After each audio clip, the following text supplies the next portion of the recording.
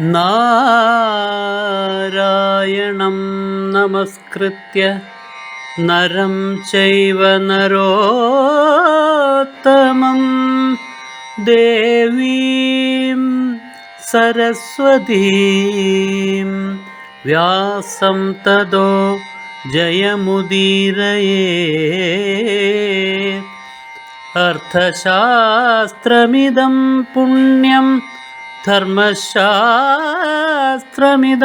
പരം മോക്ഷശാസ്ത്രമിദം പ്രോക്തം വ്യാസേനാമിതബുദ്ധിനാ.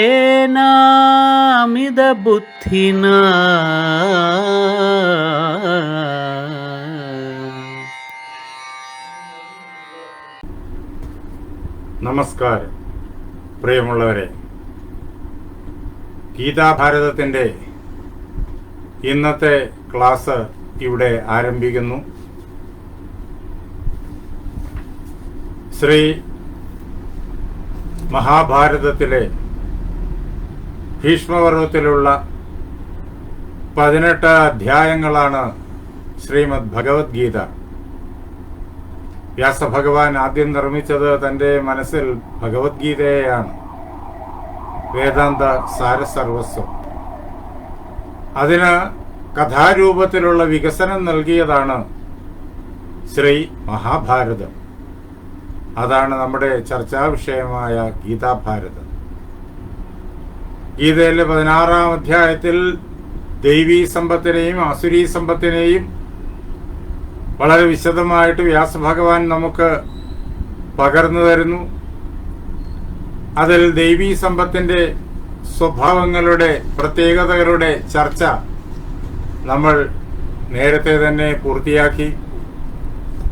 ഇപ്പോൾ കുറെ ദിവസമായി നടന്നു വരുന്നത് ആസുരീ സമ്പത്തിനെ ആസ്പദമാക്കിയുള്ള പഠനമാണ്. ദംഭോ ദർപ്പോ അതിമാനശ്ച ക്രോധ പാരുഷ്യമേവച. ആസുരീ സമ്പത്തിന്റെ പ്രത്യേകതകൾ ഒന്നൊന്നായിട്ട് വ്യാസഭഗവാൻ നമ്മെ കേൾപ്പിക്കുന്നു. ദംഭം, ദർപ്പം, അതിമാനം, ക്രോധം, പാരുഷ്യം, ഇതെല്ലാം ആസുരീ സമ്പത്തിന്റെ പ്രത്യേകതകളാണ്. അവയിലെ ദംഭവും ദർപ്പവും അതിമാനവും ക്രോധവും നാം മഹാഭാരത കഥയെ ആസ്പദമാക്കിക്കൊണ്ട് വളരെ വിശദമായിട്ട് കഴിഞ്ഞ കുറേ ദിവസങ്ങളിലായിട്ട് ചർച്ച ചെയ്തു. ഇനി നമുക്ക് നേരിട്ട് കാണേണ്ടത് പാരുഷ്യമാണ്. ചിന്തയിലെ പരുഷത, സംഭാഷണത്തിലെ പരുഷത, പ്രവൃത്തിയിലെ പരുഷത, പെരുമാറ്റത്തിലെ പരുഷത, ഇത് ആസുരീ സമ്പത്തിന്റെ പ്രത്യേകതയാണ്. അവർ മറ്റാരെക്കാളും താങ്കൾ വളരെ ഉയർന്ന പദവിയിലുള്ളവരാണ് എന്ന് കരുതുന്നു.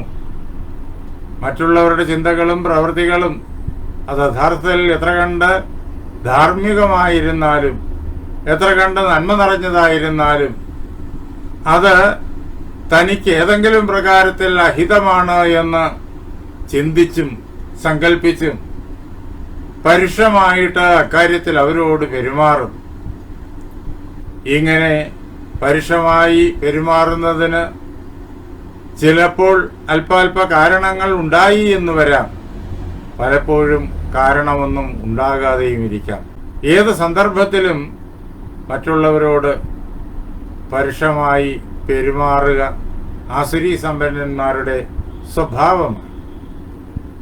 അങ്ങനെയുള്ളതായ പാരുഷ്യത്തിന്റെ സവിശേഷത നമ്മൾ മഹാഭാരത കഥയിലൂടെ വ്യാസഭഗവാൻ കാണിച്ചു തന്നിരിക്കുന്നത് അനേക ഉദാഹരണങ്ങളുണ്ട്. അവയിൽ നിന്ന് ഒരെണ്ണം നാം നേരിട്ട് ഈ അവസരത്തിൽ അപഗ്രഥിക്കുന്നു. ശ്രീ മഹാഭാരതത്തിലെ ദ്രോണപർവമാണ് സന്ദർഭം. ഭീഷ്മപർവം കഴിഞ്ഞാൽ തുടർന്ന് ദ്രോണപർവം വരുന്നു. യുദ്ധം ആരംഭിക്കുന്നത് ഒരു കർത്തവാവിൻ നാളിലാണ്. 10 ദിവസം ഭീഷ്മപിതാമഹൻ കൗരവപടയ്ക്ക് സർവ്വസൈന്യാധിപനായിട്ട് നേതൃത്വം നൽകി. അദ്ദേഹം സൈന്യാധിപനായിരിക്കുമ്പോൾ അധാർമികമായൊരു പ്രവൃത്തിയും കൗരവ സൈന്യത്തിൽ നിന്നും ഉണ്ടായില്ല, പാണ്ഡവ പടയിൽ നിന്നും ഉണ്ടായില്ല.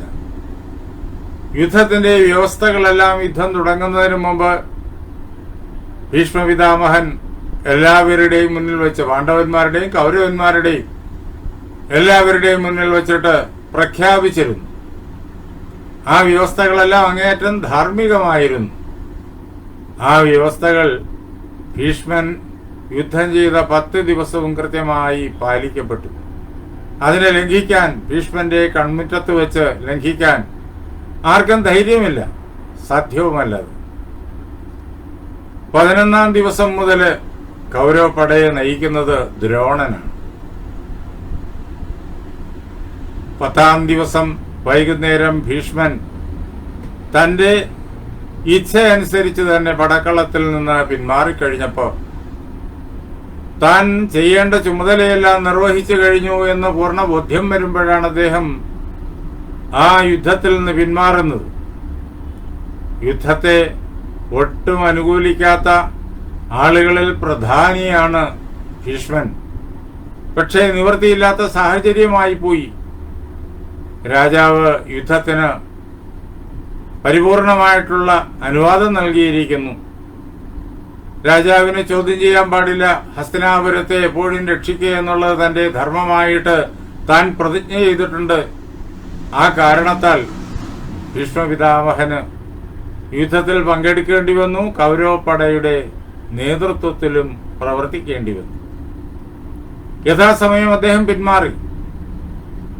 നാടകീയമായിട്ട് തന്നെ ഈ ലോകം കണ്ട ഏറ്റവും വലിയ വീരന് ഉചിതമായ രീതിയിൽ തന്നെ ആ പ്രകാരത്തിൽ യുദ്ധത്തിൽ നിന്ന് പിന്മാറിയ ഒരൊറ്റയാളിന്റെ കഥയും ഈ പ്രപഞ്ചത്തിൽ എങ്ങും ലോകചരിത്രം മുഴുവൻ മറിച്ചു നോക്കിയാലും കാണാനാവില്ല. അങ്ങനെ അദ്ദേഹം സ്വമേധയാ പിന്മാറി. അർജുനന്റെ അമ്പുകളേറ്റ് അദ്ദേഹം ശരശയിലേക്ക് പതിക്കുകയായിരുന്നു. തുടർന്ന് ദുര്യോധനന്റെ അഭ്യർത്ഥന മാനിച്ച് ദ്രോണൻ സർവസൈന്യാധിപത്യം കൗരവപക്ഷത്തിന് കയ്യേൽക്കുന്നു. കർണനും അതിനനുകൂലമായിരുന്നു. ആദ്യത്തെ 10 ദിവസം കർണൻ യുദ്ധരംഗത്തിറങ്ങിയില്ല. അതിന്റെ കാരണങ്ങളെല്ലാം നമ്മൾ നേരത്തെ ചർച്ച ചെയ്തതാണ്. അതിമാനിത എന്നുള്ള ധർമ്മത്തെ, അസുരീ സമ്പത്തിന്റെ ധർമ്മത്തെ വിശകലനം ചെയ്യുമ്പോൾ നാം കർണൻ എന്തുകൊണ്ട് 10 ദിവസം യുദ്ധത്തിനിറങ്ങിയില്ല എന്നുള്ളതിന്റെ കാരണം കണ്ടു. ഭീഷ്മപിതാമഹൻ മരിച്ചതിന് ശേഷം മാത്രമേ താൻ ആയുധമെടുത്ത് പോരാടൂ എന്ന് കർണൻ എല്ലാവരുടെയും മുന്നിൽ വെച്ച് പ്രഖ്യാപിച്ചു. ഭീഷ്മനോടുള്ള അനിഷ്ടത്തെ. ഭീഷ്മൻ ശരശയ്യയിലേക്ക് വീണപ്പോ അദ്ദേഹം മരിച്ചിട്ടില്ല, അദ്ദേഹം ഉത്തരായനം കാത്തുകിടക്കുകയാണ്. കർണൻ യുദ്ധത്തിനിറങ്ങി. കർണന്റെ കൂടി പിന്തുണയോട് കൂടിയാണ് ദുര്യോധനൻ ദ്രോണനെ സൈന്യാധിപനായിട്ട് അവരോധിക്കുന്നു. ദ്രോണൻ സൈന്യത്തെ ഭംഗിയായിട്ട് സംയോജിപ്പിച്ച് 11-ാം ദിവസം യുദ്ധം നടത്തി. പക്ഷേ കാര്യമായ നേട്ടമൊന്നും ഉണ്ടായില്ല. ദുര്യോധനന് പരാതിയായി. ഇത്തരം പരാതികൾ ഭീഷ്മൻ സർവസൈന്യാധിപനായിരിക്കുന്ന അവസരത്തിലും ദുര്യോധനൻ ഭീഷ്മന്റെ മുന്നിൽ ഓരോ ദിവസവും രാത്രിയാകുമ്പോൾ ചെന്ന് പറയാറുണ്ട്. തന്റെ പരിഭവങ്ങൾ, തന്റെ ദുഃഖങ്ങൾ, തന്റെ ഭയപ്പാടുകൾ അതൊക്കെ പറയും. എന്തുകൊണ്ട് പാണ്ഡവന്മാരെ കൊല്ലുന്നില്ല, എന്തുകൊണ്ട് അർജുനനെ സംഹരിക്കുന്നില്ല, ഇതെല്ലാം ദുര്യോധനൻ ഭീഷ്മനോട് ചോദിച്ച ചോദ്യങ്ങളാണ്. അപ്പോഴെല്ലാം ഭീഷ്മൻ കൃത്യമായി പറഞ്ഞിട്ടുണ്ട്, കൃഷ്ണന്റെ സാന്നിധ്യമുള്ളപ്പോ പാണ്ഡവന്മാരെ ഒന്നും ചെയ്യാനാവില്ല. ഞാൻ എത്ര കണ്ട് ശ്രമിച്ചാലും സാധ്യമല്ല. കൃഷ്ണാർജുനന്മാരെ തോൽപ്പിക്കുക ഈ ലോകത്തിൽ ആർക്കും പറ്റുകയില്ല. വേണമെങ്കിൽ കണ്ടുകൊള്ളൂ. യുദ്ധത്തിന്റെ 3-ാം ദിവസവും യുദ്ധത്തിന്റെ 9-ാം ദിവസവും തന്റെ പരിമിതി എന്താണ് എന്ന്, തന്നെ പൂർണ്ണമായിട്ടും കീഴ്പ്പെടുത്താൻ കൃഷ്ണനുള്ള കരുത്തെന്താണ് എന്ന് ഭീഷ്മൻ കാണിച്ചു കൊടുക്കുകയായിരുന്നു ദുര്യോധനാദികൾക്കും എല്ലാവർക്കും കൃഷ്ണൻ പരമാത്മാവ് തന്നെയാണെന്ന് ഭീഷ്മൻ അതിലൂടെ വാക്കുകൊണ്ട് പറയാതെ തെളിയിച്ചു കാണിക്കുകയായിരുന്നു. ഇതേ പ്രകാരത്തിൽ 11-ാം ദിവസം രാത്രിയാകുമ്പോഴേക്കും ദ്രോണന്റെ മുന്നിൽ പരാതിയുമായിട്ട് ദുര്യോധനെത്തി. അപ്പോൾ ദ്രോണൻ പറഞ്ഞ കാര്യങ്ങളുടെ കൂട്ടത്തിൽ പ്രധാനപ്പെട്ടത് തന്നെയാണ് കൃഷ്ണനോടുകൂടി ചേർന്ന് നിൽക്കുന്ന അർജുനനെ പരാജയപ്പെടുത്തുക എളുപ്പമല്ല. എങ്കിലും അല്പം ആസുരീ സമ്പത്തിന്റെ സാന്നിധ്യം ഉള്ളിലുള്ള ദ്രോണൻ, അദ്ദേഹം നല്ലയാളാണ്, ധാർമ്മികനാണ്. എങ്കിലും ഭീഷ്മനെ പോലെയല്ല, അല്പം ആസുരീ സമ്പത്ത് അത് ഉള്ളിലുണ്ട്. അദ്ദേഹം നാളെ ഞാൻ വിജയം നേടിത്തരാം, അതിനു വേണ്ടിയിട്ട് കൃഷ്ണാർജുനന്മാരെ പടക്കളത്തിൽ നിന്ന് ദൂരേക്ക് മാറ്റണം